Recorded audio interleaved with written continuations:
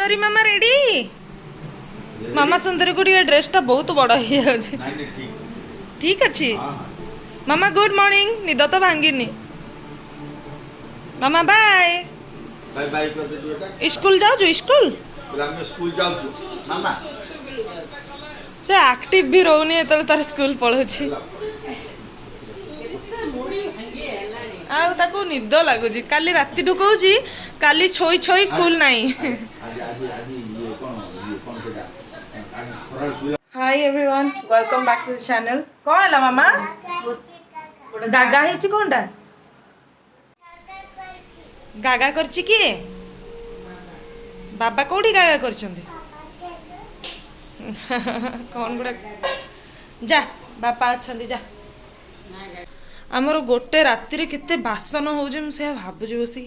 पूरा full sink full मत कहीं किसी बासन मिलूनी मु करी रोसई खेचुड़ी करी हांडी रे खेचुड़ी करी ना मो घंटाटा सफिसीयंट हेलो एवरीवन हेलो कौन कहूँ वीडियो तो केते बड़ू स्टार्ट कर सारे आपण मैंने मो मुंड देखिए जानीपे पूरा मुंडरे चिपकू चिपकू पूरा हो देह खराब अच्छी तो मुंडरे तेल लगी आ मुंड को धोई हम ना कारण ठंडा भी भितर भितर मत हो सारा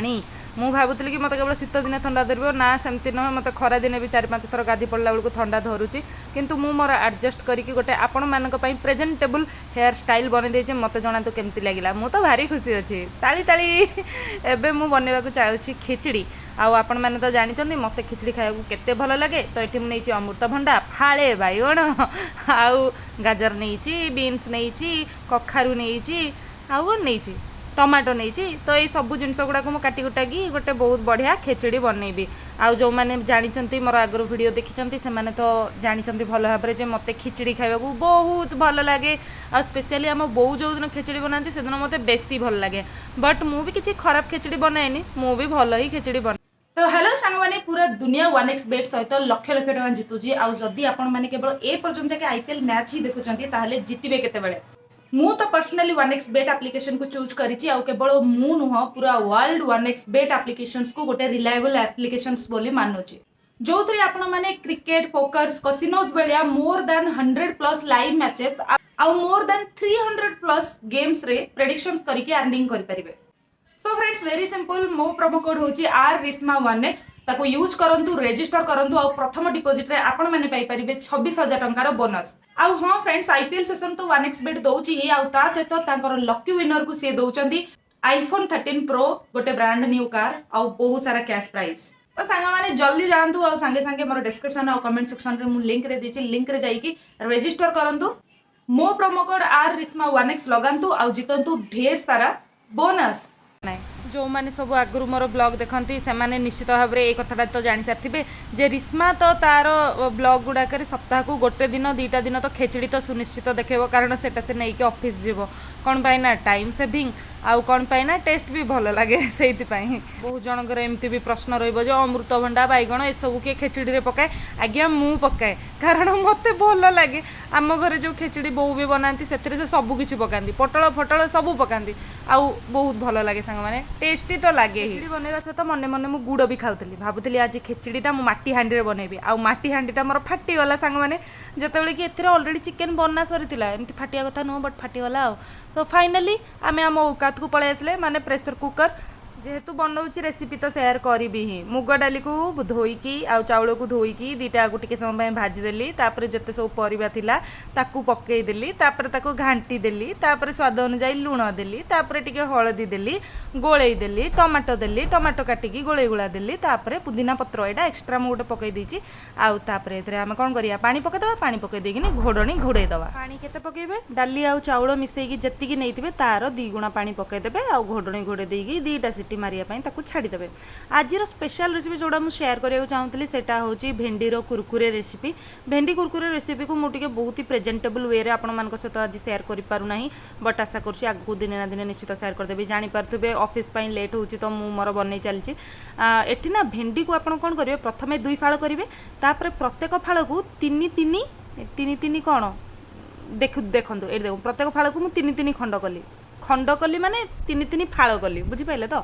तो ये आम भेंडी को सबू जाक सेमतिया करदे। अच्छा यहाँ खाइबा तो बहुत भल लगे कि सहित टाइम टेकिंग खास करके कटिंग प्रोसेसटा टी बेसी टाइम टेकिंग मत आज लच्छा पकोड़ा भी नबाक बहुत इच्छा अच्छी तो आलू को मुझे फास्ट धोईदेली आउे चोपा छड़े ग्रेट करदेली। ग्रेट कला बेले टी सावधानता सहित करेंगे जिते बड़े भी मुझे भी ग्रेट करे ना मोर आंगुठी खंडिया हवाटा सुनिश्चित खास करके मोर मिडिल फिंगर माने मझी आंगुठीटा जमती हेले कोरी हो तो आपन टिके देखी चाहिए ये कामटा करूँ। भेंडी कुरकुरे रेसिपीटा एते कुरकुरे हम जे आप 2 घंटा पर भी खाइबे ना तापर भी सेटा क्रिस्पी लगे तो सहीटा मोर बेस्ट रेसिपी जोटा कि मुझे सहित शेयर करी। एटी आप देखिपे आलू को मुझे ग्रेट करदेली आउे पानी रे ताकू ए भलिया माने चकटी चकटी की तार जो व्हाइट कलर जो पानीटा अच्छे ताकू अलगा करदेली कारण सेटा हूँ आलूर स्टार्चटा सेटा जदि थी आलू सहित आलू के भल भाव क्रिस्पी हो पारनी। तापर गोटे पियाज को मुझे गोल गोल करके काटिली आउे प्रत्येक परस्तर पियाजर माने परस्त को अलग अलग करदेली। कंचा लंका को मुझे छोटे छोटे पीस करके काटिकी पकईदेली ए पकईली लंका गुंड आ सहित टिके धनिया पाउडर आ सहित टिके जीरा पाउडर आ सहित हल्दी पाउडर आ सहित टिके बेसन बेसन पकेबे किंतु पानी पकेबेनी बिना पानी रे याकू एमती चकटिबे। लुण आपड़ से पकेबे जितेबाला आपन को छाणीबार अच्छे जदि आगुतरिया लुण पकईदेवे ताहले पानी छाड़िबो आउ पानिया हो आउ भेंडी कुरकुरे पाई आम ये कौन कौन सब पकई देखो बेसन पकई आउ खुद पकई चाउलर खुद आ सहित स्वाद अनुजाई लुण जीरा लंका गुंड पकई चाउलर खुदटा आप केमती करेंगे ना चाउल को बिल्कुल बतुरेबेनी डायरेक्ट टिके पानी देवे आउ ग्राइंड करदे तो सेटा खदड़िया खदड़िया होब से बिल्कुल पालिश हेनी आउ ये पकईदेवे तापर ताकू गोली गोला कि जितेबाला आप छाणीबे तेल पूरा हाई फ्लेम रे गरम होता दरकार पूरा गरम तेल रे डायरेक्ट पकेबे आउ छाणीबे एई भलिया किछि आपनकर भेंडी कुरकुरेटा देखा जिवो। मु याकू आपनको प्रेजेंटेबल वे रे देखि पारलिनी किंतु एटा बहुत ही टेस्टी लागिवो। आपन चाहिले हल्दी गुंड लंका गुंड देइकी मध्य करि परिबे किंतु या द्वारा कोन होबो ना आपनकर भेंडी केते मात्रा रे हैला सेटा बेले बेले जणा पड़ेनी कलर हो जाए ना तो जणा पड़ेनी किंतु सबुठु टेस्टी होची सादा सीधा बनेबे बिना हल्दी गुंड लंका गुंड रे। मु तो सेमिति ही बनैतिली एटा तो छुंक प्रस्तुत कली आउ तापर ताऊ खेचड़ी रे पकईदेली जेहेतु खेचड़ीटा मोर आज मेन रेसिपी नथिला से भल भाव में आपण सहित शेयर करूना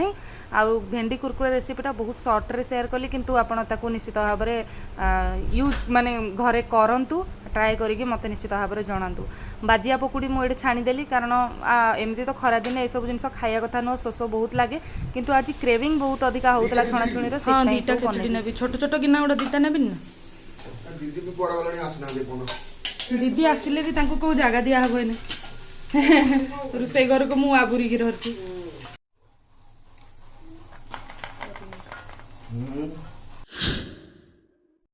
तो आज आम घरे कौन चली एबे भाई भौणी दिजन light camera action okay okay okay हैला हैला मते टे कहया को दिया जाऊ सुजग। तो आज आम घरे ओहो टिके रुह आज आम घरे भाई भौणी दिजन जाक टिके अधिका मते कोई दो ना सुना साइलेंट लेट मी फिनिश। तो आज भाई भौणी दिजन जाकर ऊर्जा और बुद्धिमत्तार स्तर बहुत बढ़ी जाइए से डिसाइड करछंती जे एई बेलिया किछि खेलिबे मुह माड़ी की जदी पड़ी जिबे दांत दिटा जदी भांगी जिवो आमको केही दोष दबनी। भाई भौणी दिजन जाक मानु नांती भंजा पिलार मुंडरे मुंडे बुद्धि चेयरटा ऊपर डेइबे जे तळकु पूरा पूरी तकिया ऊपर तकियाला जदी खसी जीव रे पुओ बापा को मौसा डाकिया बापा को मौसा मौसी बाई साइलनी है बापा को मौसा डाकिया सुन तो बापा को मौसा डाकिया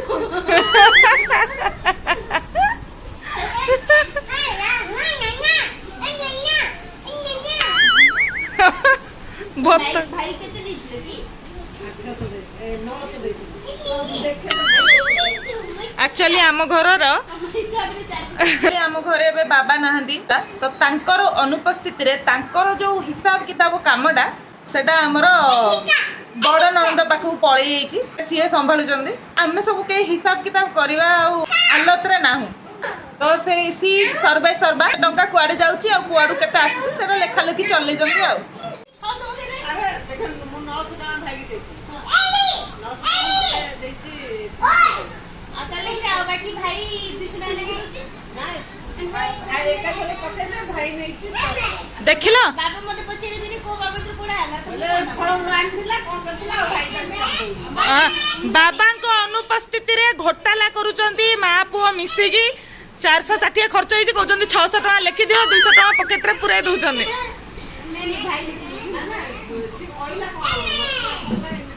ଓହୋ ମସଲା କୋଉ ରାନ୍ଧି